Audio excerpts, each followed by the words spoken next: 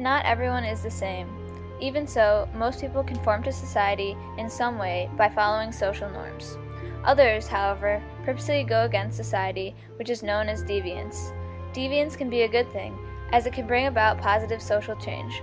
Also, punishing deviance reinforces social norms. However, deviance can also be a negative thing, because it can lead to crime and chaos. Social norms are laws, conventions, morals, mores, folkways, customs, and/or rules within a society. They are the guidelines that help people execute their roles within organizations, interact with each other, and carry on their lives.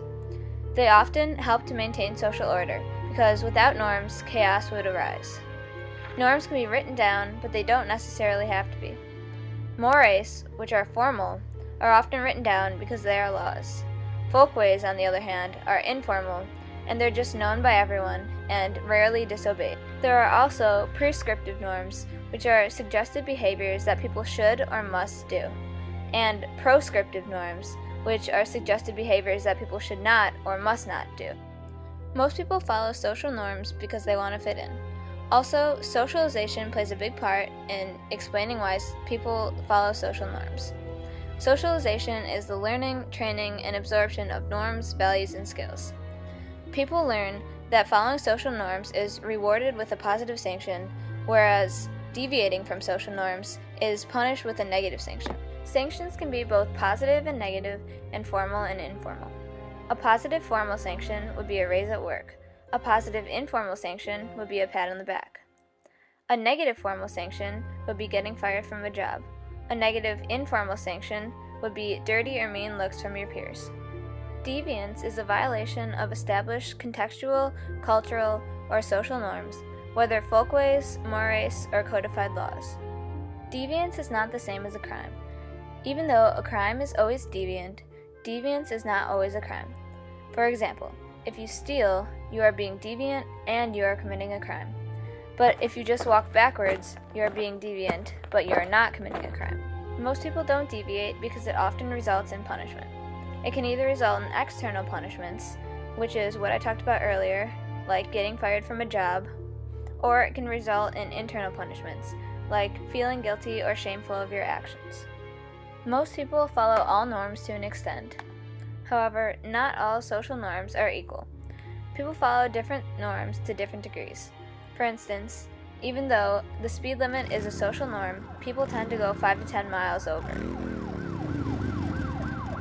On the other hand, most people know that it's not okay to eat with your hands at a restaurant unless it's finger food. People aren't born deviant, so what causes deviance? Feeling like you don't fit in, being influenced by others around you, and many other sociological factors can lead to a person acting deviant. There are 3 main social paradigms: functionalism, conflict theory, and symbolic interactionism, which attempt to explain the causes of deviance. Functionalists study the way that different elements of society contribute to the whole. They believe that deviance can be positive because 1, it brings social change, and 2, when rules are enforced, they are strengthened. One theory under this paradigm is the strain theory.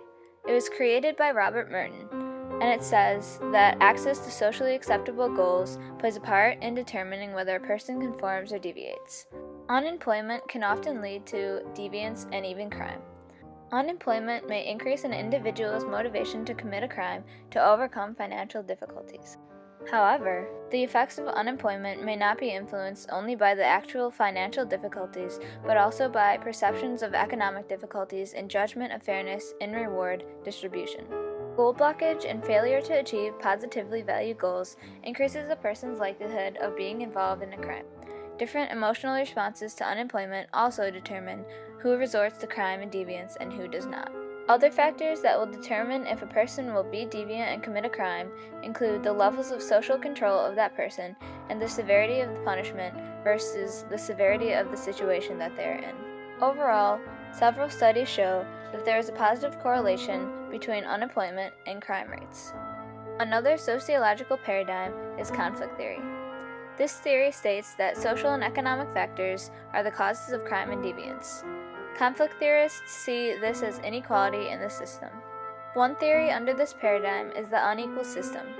It was created by Karl Marx, and it talks about the inequalities in wealth and power which arise from the economy. By endorsing the status quo, norms perpetuate inequalities. For example, even though it's one of our social norms to treat everyone equally, people often treat homeless people more poorly than everyone else.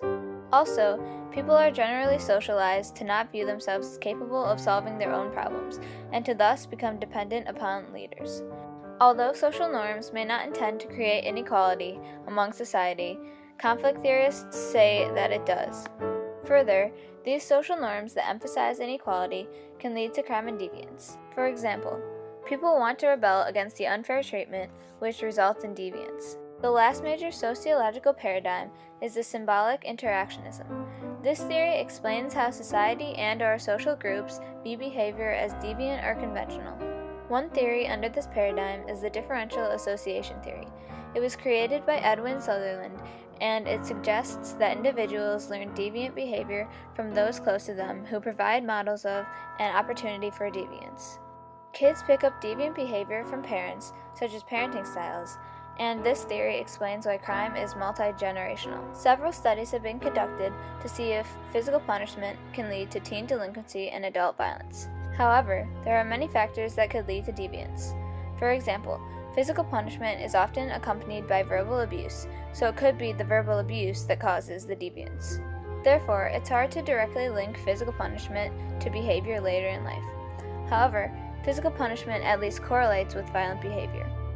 If a parent uses violence as a means of punishment, their children will be more likely to use it as well, because the parents are role models for the child. The National Family Violence Survey showed that the more physical punishment a child received, the more likely he or she was to assault his or her spouse as an adult.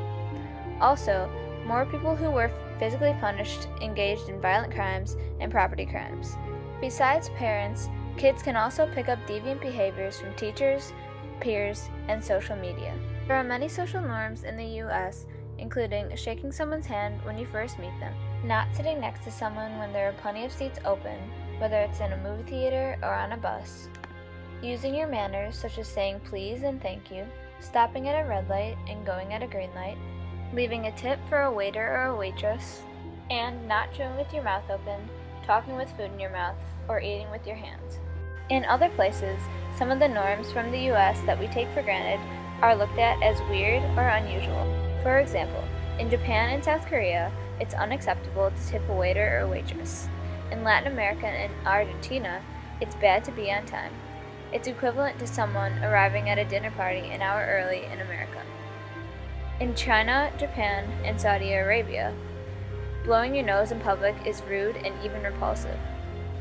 In some Asian cultures, telling people to make themselves at home or help themselves is not normal.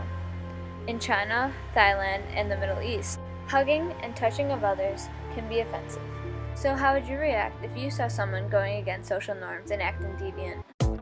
I conducted an experiment in which I pretended to steal various items to see how people would react.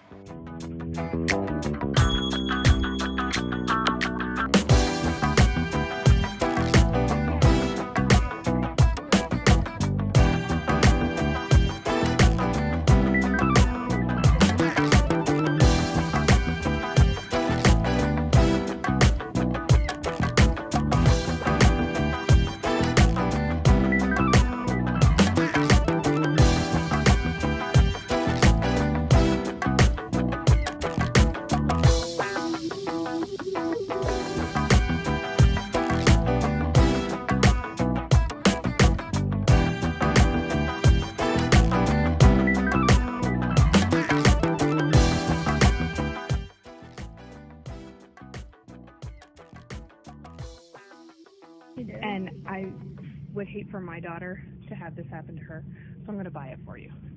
Okay. Can you take it out of your bag right now? Yeah. In all, 30 people saw me steal a number of items from Target. This graph represents the number of people who confronted, reported, or ignored me. I only had one person confront me, 6 people report me, and the other 23 completely ignored me. From this experiment, I learned that more people would rather just ignore deviant behavior than get involved. Although deviance has a negative connotation, it isn't always a bad thing. Don't be afraid to be deviant, because it can bring about positive social change. For example, the civil rights movement and the women's rights movement wouldn't have happened if people didn't deviate from social norms. Be yourself, whether it's conforming to society or deviating against society. Just don't break the law.